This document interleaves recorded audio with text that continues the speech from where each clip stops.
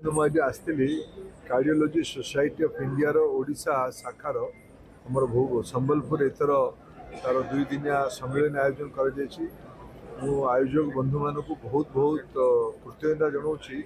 ये एक महत्वपूर्ण समूहर बैठक आमर सहर संबलपुर आयोजन कर प्रकार अधिवेशन हेले ये प्रसंग उपर आलोचना हुए नुआ नुआ प्रैक्टिस उपर भी जानापी मिले। आज बहुत ये सहर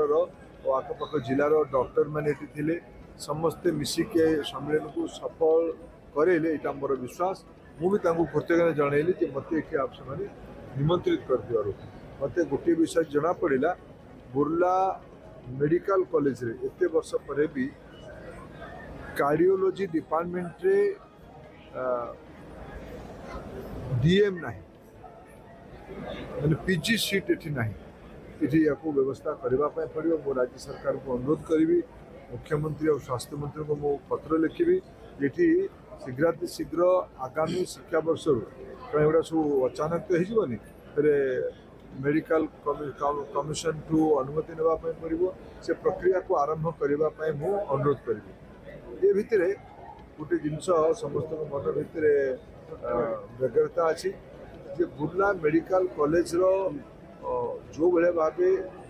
लोक मैंने डॉक्टर मान रहा कथा से मात्र डॉक्टर दौना भी चिंतित अच्छी तार गुड़िए कारण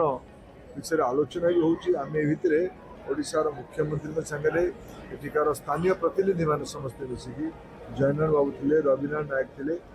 ये आमर रेवेन्यू मिनिस्टर सुरेश बाबू भी थे आम समस्ते मिसिकी कौन ये उपाय करें किसी आलोचना करूँ। मोर आशा राज्य सरकार से निश्चित किसी मूल विषय अच्छे एठिकार मेडिकल कॉलेज रे खाली पड़ा पदवी गुड़िक शीघ्र डॉक्टर मान नियुक्ति हूँ। मोर आशा राज्य सरकार उचित पदक्षेप नेबे।